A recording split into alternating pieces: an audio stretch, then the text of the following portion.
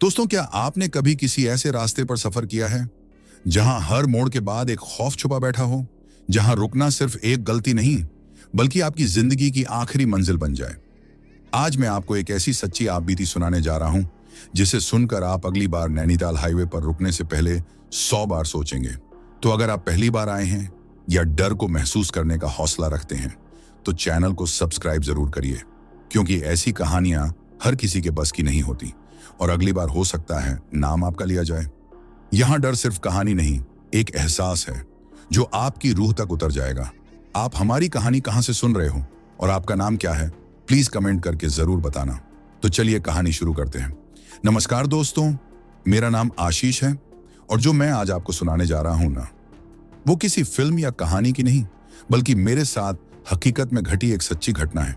ये बात कोई बहुत पुरानी नहीं है, करीब 1 साल पहले की बात है, जब मैं हल्द्वानी से नैनीताल अपनी कार से जा रहा था। उस वक्त रात के करीब 9:30 बज रहे थे और मैं एक दोस्त की शादी से लौट रहा था। पहाड़ों की ठंडी हवा, सामने वीरान सड़क और पीछे बजती हुई हल्की लाइट। माहौल बड़ा ही शांत था, पर कहते हैं ना, सबसे घातक शांति वही होती है जो तूफान से पहले आती है। मैंने अपनी गाड़ी एक मोड़ पर धीरे कर दी क्योंकि सामने बहुत घना कोहरा छाया हुआ था और कार की हेडलाइट हाई बीम पर कर दी। तभी अचानक ही मेरा फोन बजा। मैंने कॉल उठाया और दूसरी तरफ एक लड़की की हल्की सी आवाज आई, हेलो, कोई है? उसके बाद बस सन्नाटा। मैंने 2 बार हेलो कहा लेकिन कोई जवाब नहीं आया। कॉल कट गई। मैंने सोचा शायद नेटवर्क की दिक्कत होगी, हाईवे पर तो वैसे भी सिग्नल डांस करता रहता है। मैंने गाड़ी आगे बढ़ाई ही थी कि हेडलाइट की रोशनी में एक आकृति दिखाई दी। सड़क के किनारे किसी खंबे के पास एक लड़की खड़ी थी। सफेद कुर्ती, खुले बाल और चेहरा थोड़ा झुका हुआ था। वो हाथ से इशारा कर रही थी रुकने का। अब भाई आप ही बताओ, अगर रात के अंधेरे में कोई अकेली लड़की पहाड़ी रास्ते पर इशारा करे तो कोई भी इंसान रुक जाएगा ना। मैंने गाड़ी धीमी की और जैसे ही पास पहुंचा वो लड़की गायब हो गई। मैं चौंक गया। गाड़ी रोकी, बाहर देखा लेकिन कोई नहीं, बस सड़क, कोहरा और पहाड़ की सन्नाटा। मैं थोड़ा घबरा गया लेकिन सोचा शायद कोई आंखों का धोखा होगा।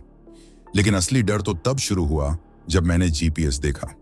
मैं नैनीताल जाने के लिए जो रास्ता पकड़ता हूं वो मुझे पूरा याद है, लेकिन इस बार जीपीएस मुझे किसी और रास्ते पर दिखा रहा था। और सबसे डरावनी बात, जीपीएस पर दिख रहा था कि मैं नैनीताल रोड पर हूं ही नहीं बल्कि किसी कैलाशपुर हाईवे पर हूं। मैंने कभी ऐसा नाम सुना भी नहीं था। करीब 15 मिनट बाद मैं एक घने जंगल वाले हिस्से में पहुंचा। वहां फिर से वही लड़की दिखी। इस बार वो बीच सड़क पर खड़ी थी। इस बार चेहरा थोड़ा साफ दिख रहा था। नीली आंखें, झुकी हुई गर्दन और ऐसा चेहरा जैसे सालों से रो रही हूं। इस बार मैंने हिम्मत की और गाड़ी से उतर गया। मैं चिल्लाया, क्या आपको मदद चाहिए? कौन हो आप? उसने गर्दन उठाई और भाई मेरे पैरों तले जमीन खिसक गई। उसका चेहरा सड़ा हुआ था, जैसे किसी ने उसकी खाल खींच दी हो, और वो घूर रही थी मुझे बिना पलक झपकाए। मैं कांपते हुए वापस कार की तरफ भागा। पीछे से एक गहराती आवाज आई, जो यहां रुकता है वो कभी लौट कर नहीं जाता। मैंने दरवाजा बंद किया, इंजन ऑन किया और पूरी स्पीड में कार दौड़ा दी। लेकिन जैसे ही 200 मीटर आगे गया, रास्ता फिर से वैसा ही दिखने लगा। वही खंभा, वही मोड़, वही लड़की। मैं किसी के माया जाल में फंस गया था। आपको लग रहा होगा कि यह सब किसी फिल्म जैसा है, पर यह सब मेरे साथ हुआ है, हूबहू जैसा बताया। मैं उस रात कैलाशपुर हाईवे से कभी बाहर निकल नहीं पाया, कम से कम उस समय तो नहीं। जब आप किसी चीज को बार बार देखो तो या तो वो सपना होता है या कोई फंसा हुआ आत्मा जो तुम्हें भी अपने जैसा बना देना चाहता है। मैं उस वक्त दोनों ही सोचों के बीच झूल रहा था।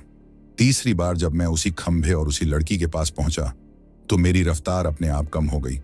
ऐसा लग रहा था जैसे किसी अदृश्य ताकत ने मेरी कार की स्पीड पकड़ ली हो। उस लड़की ने इस बार कुछ नहीं कहा, बस अपनी उंगली से सामने की ओर इशारा किया, जैसे कह रही हो, उधर जाओ। मैंने कांपते हाथों से गाड़ी मोड़ी और उस दिशा में बढ़ा जहां ना जीपीएस कुछ बता रहा था ना रास्ता। बस एक पुराना टूटा फूटा बोर्ड दिखा जिस पर नाम मिटा हुआ था, पर एक शब्द अधूरा दिखा, पुरघाट। करीब 10 मिनट बाद मैं एक वीरान जगह पर पहुंचा।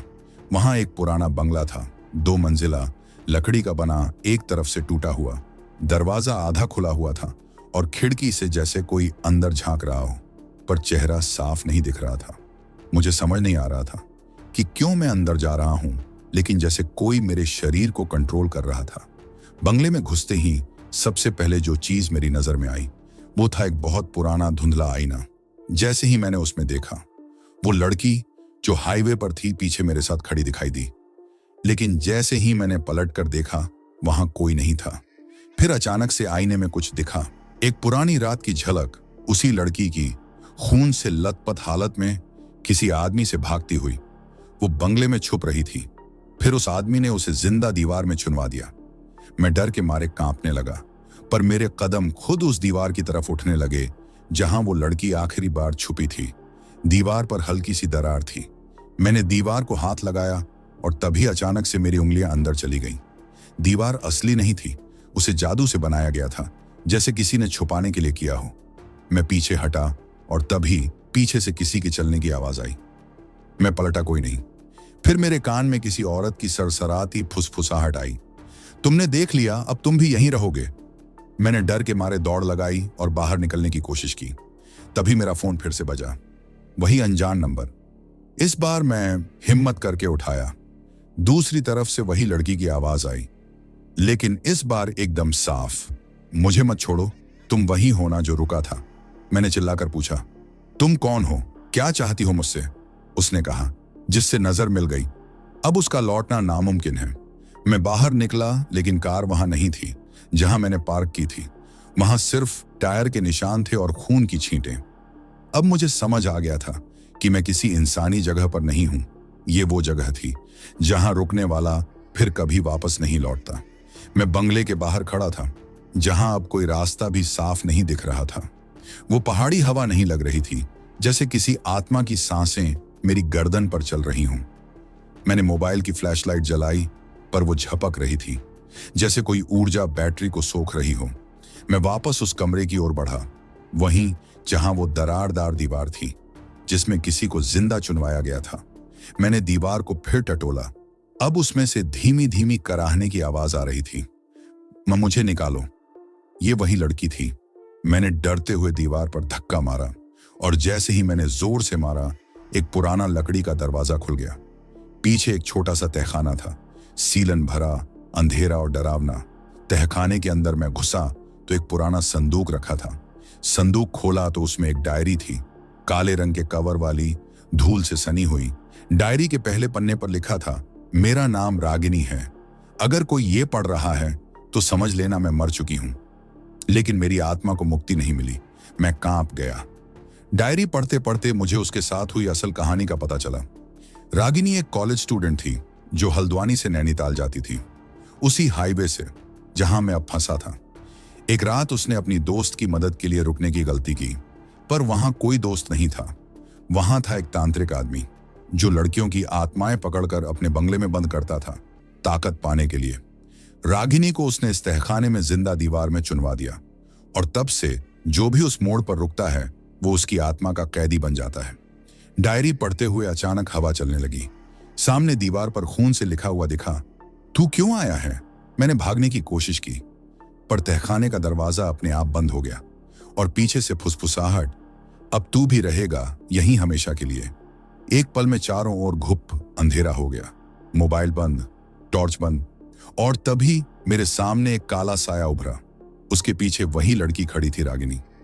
पर इस बार उसका चेहरा और ज्यादा सड़ा हुआ, आंखों से आंसुओं की जगह खून निकल रहा था।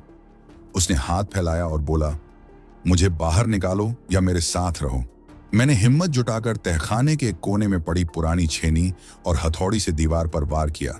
हर वार पर एक चीख गूंजती थी और फिर एक जोरदार आवाज के साथ दीवार टूट गई।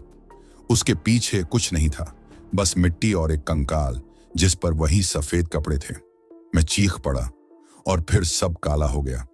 जब मेरी आंख खुली तो मैं फिर से उसी मोड़ पर था जहां मैंने उस लड़की को पहली बार देखा था। और हैरानी की बात, मेरी कार वहीं खड़ी थी, फोन चालू था, टाइम सुबह 5:15। जीपीएस अब सही रास्ता दिखा रहा था।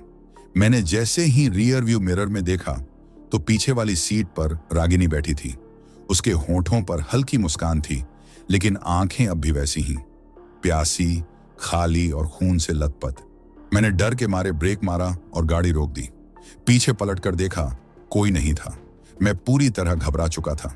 सोचा शायद दिमाग चल रहा है, लेकिन जब मैंने मोबाइल निकाला और फोन के कैमरे से पीछे रिकॉर्ड किया तो स्क्रीन पर वो साफ दिखाई दी, बैठी हुई, मुझे घूरती हुई। उसने धीरे से कहा, तुमने मुझे देखा है, अब मैं तुम्हारे साथ रहूंगी। मैं किसी तरह नैनीताल पहुंच गया। सोचा सब सपना था, लेकिन अगले ही दिन से मेरी जिंदगी बदलने लगी। कमरे में चीजें अपने आप हिलने लगी। रात को कोई मेरे सिरहाने बैठता महसूस होता, और सबसे भयानक, रोज सुबह मेरे तकिए पर किसी लड़की के बाल पड़े मिलते। मैंने उस डायरी को फिर से पढ़ा जो मैंने तहखाने से लाई थी। आखिरी पन्ने पर लिखा था, मैं जिस भी इंसान की आंखों से अपनी अस्थियों की राख देख लूंगी वो मेरा रास्ता बन जाएगा। मैं समझ गया, अब मैं उसका माध्यम बन गया हूं। रात को मैं बाथरूम में गया, आईने में खुद को देखा, पर मेरे पीछे दो लोग खड़े थे, रागिनी और एक अनजान आदमी। एक पल के लिए वो आदमी बोला, मैं वही हूं जिसने उसे जिंदा दफनाया था, और अब वो तुझसे बदला लेगी मेरी जगह। अब तो डर सिर्फ रात का नहीं रह गया था। दोपहर में भी जब मैं भीड़ में चलता तो कंधे पर कोई हाथ रखता, पर जब पलटता तो कोई नहीं। कभी कभी दुकान के शीशे में मैं अकेला नहीं दिखता था, वहां दो चेहरों की परछाई होती। एक दिन जब मैं अपने कमरे में सो रहा था तो किसी ने मेरे कान में धीरे से कहा, तैयार हो जा, अगला मोड़ अब तेरा है। मैं चौंक कर उठा। दीवार पर खून से लिखा था, अब तुझे कोई नहीं बचा सकता आशीष। अब मेरी नींद गायब है, खाना नहीं खा पाता, रात भर चीजें खुद ब खुद हिलती हैं, और अब मैं सिर्फ एक ही सवाल पूछता हूं, क्या मैं अब कभी बच पाऊंगा, या मैं ही अगला मोड़ बन जाऊंगा जहां कोई रुके तो फिर ना लौटे। रात के 2 बजे मैं अपने ही कमरे में बैठा था। चारों तरफ अगरबत्तियों की खुशबू फैली हुई थी, पर ना मन को शांति मिल रही थी, ना आत्मा को चैन। आईने में देखा तो खुद को नहीं, रागिनी को देखा। उसकी आंखें अब मेरी आंखों से मिलती थीं। वो बोली, तेरा शरीर अब मेरा है और तेरे जरिए मैं उसे ढूंढूंगी जिसने मुझे मारा था। मैंने खुद को किसी और की तरह महसूस करना शुरू कर दिया। रात को मैं नींद में उठता, कभी खुद को हाईवे पर चलता पाता, कभी जंगल के बीच किसी पुराने मंदिर में। मैं खुद से सवाल करता, मैं कौन हूं, आशीष या रागिनी? एक दिन सुबह सुबह मेरी कार अपने आप स्टार्ट हो गई। स्टीयरिंग पर मेरे हाथ नहीं थे, लेकिन गाड़ी दौड़ रही थी उसी मोड़ पर, कैलाशपुर हाईवे की ओर। अब वहां कोई जीपीएस नहीं दिखाता, कोई नाम नहीं आता, बस एक बोर्ड जिस पर खून से लिखा था, जो रुका वो लौट नहीं पाया। इस बार बंगले के पास पहुंचते ही मुझे कुछ अलग लगा। वो जर्जर इमारत अब नई सी लग रही थी। दरवाजे खुले हुए और दीवारें चमचमा रही थीं, और अंदर वो तांत्रिक बैठा था, बिल्कुल वैसा ही जैसा डायरी में देखा था। उसने मुझे देखा और हंसा, तो तू ले आई उसे वापस, अच्छा किया, अब मेरा काम अधूरा नहीं रहेगा। रागिनी ने मेरी आत्मा को पीछे धकेला। अब वो खुद बोल रही थी मेरे मुंह से, अब मैं डरने वाली नहीं, अब मैं सिर्फ खत्म करूंगी। उसने तांत्रिक की ओर देखा और एक चीख के साथ पूरे बंगले में आग लग गई। मैं चीख रहा था, जल रही थी इमारत, गूंज रही थी आत्माएं, और फिर सब कुछ शांत। अगली सुबह मेरी आंखें खुली। मैं एक सड़क किनारे पड़ा था, लोगों की भीड़ जमा थी। किसी ने कहा, किसी लड़के की कार खाई में गिरी है, पर हैरानी की बात यह है वहां कोई था ही नहीं।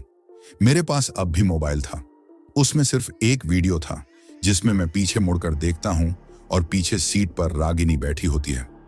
नीचे लिखा था, अगला कौन? मैं तो बच गया शायद, या फिर अब मैं भी किसी और की आत्मा की तरह हाईवे पर इंतजार कर रहा हूं। शायद अगली बार जब कोई उस मोड़ पर रुकेगा तो मैं इशारा करूंगा रुकने का, और फिर वो भी कभी नहीं लौटेगा। तो दोस्तों, ये थी मेरी कहानी, पर क्या वाकई में ये खत्म हुई, या अब भी कोई उस हाईवे पर रुकने का इंतजार कर रहा है? कभी अगर आप नैनीताल की ओर जाएं और रास्ते में एक लड़की सफेद कपड़ों में दिखाई दे तो प्लीज मत रुकना, क्योंकि जो रुका वो कभी वापस नहीं आया। अगर आपको ऐसी डरावनी, रूह तक चीर देने वाली कहानियां पसंद है तो चैनल को सब्सक्राइब जरूर करिए, क्योंकि अगली कहानी में शायद आपकी बारी हो। और क्या आपने कभी किसी सुनसान रास्ते पर कुछ अजीब देखा है? नीचे कमेंट में जरूर लिखिए। अगली डरावनी कहानी शायद आपके अनुभव पर हो। तो चलिए मिलते हैं अगले वीडियो में एक नई कहानी के साथ। तब तक अकेले सफर करने से बचिए और पलट कर मत देखिएगा। धन्यवाद।